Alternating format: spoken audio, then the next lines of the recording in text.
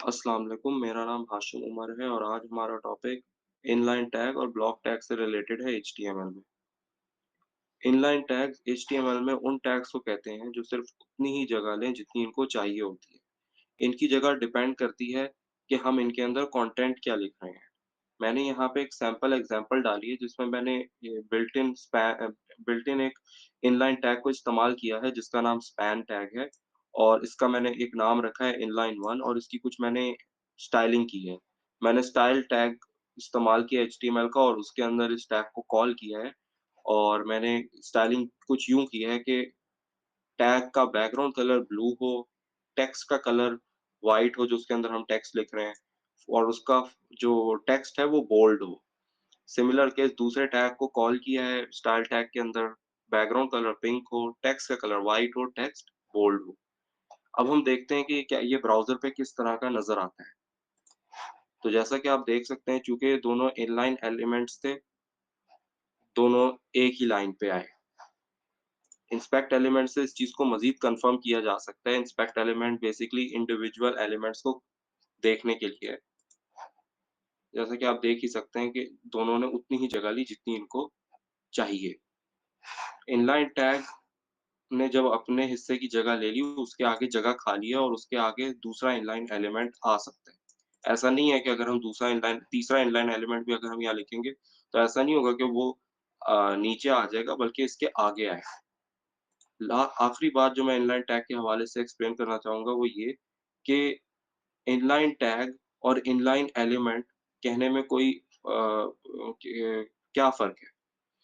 Inline tag हम कहेंगे कि स्पैन टैग जैसे कि स्पैन टैग है, ये इनलाइन टैग है।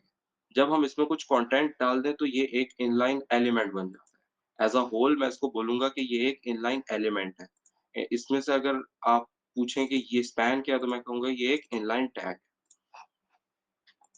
अब हम ब्लॉक टैग की तरफ आते हैं। एचटीएमएल में ब्लॉक टैग्स उन टैग्स को कहते हैं, जो रिगार्डलेस कि उनके अंदर कंटेंट क्या लिखा है, वो अपने हिस्से की वेब पेज के ऊपर पूरी जगह लेते हैं। यहाँ पे मैंने कुछ सैंपल कोड लिखा है जिसमें मैंने पैराग्राफ टैग को इस्तेमाल किया जो कि बिल्ट इन एचटीएमएल की तरफ से आता है और ये एक ब्लॉक टैग है।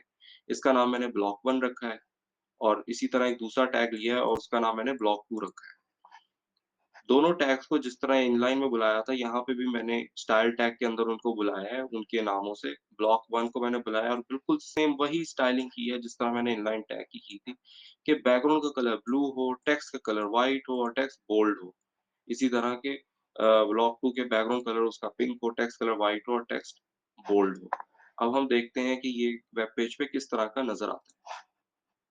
तो अगर हम जाएँ वेब पेज पे तो हम देख सकते हैं कि रिगार्डलेस के कंटेंट पैराग्राफ टैग के अंदर क्या कितना लिखा हुआ है, ज़्यादा लिखा है, कम लिखा है, डोंट इट डज़न्ट मैटर। उसने अपने हिस्से की टैग ने अपने हिस्से की जो उसकी वेब पेज पे है, पूरी जगह ली है। चूँकि ब्लॉक टैग है, ब्लॉक टैग अपने हिस्से की पूरी जगह लेता है। दूसरे दूसरे टैग ने भी अपने हिस्से की पूरी जगह ली है।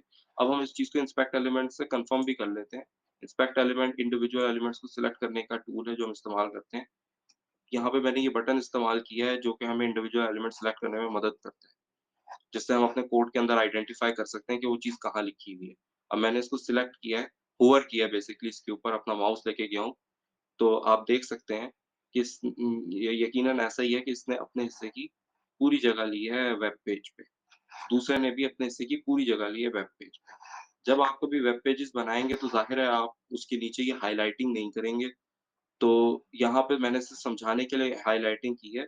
वैसे आप जो है बार-बार इंस्पेक्ट टूल पर जाकर भी देख सकते हैं अगर आपको परेशानी हो कि मैंने टैग जो है सही इस्तेमाल किया है, ये चीज़ें सही चल क्यों नहीं रही, तो आप उसको देखने के लिए इंस्पेक्ट एलिमेंट को इस्तेमाल कर सकते हैं।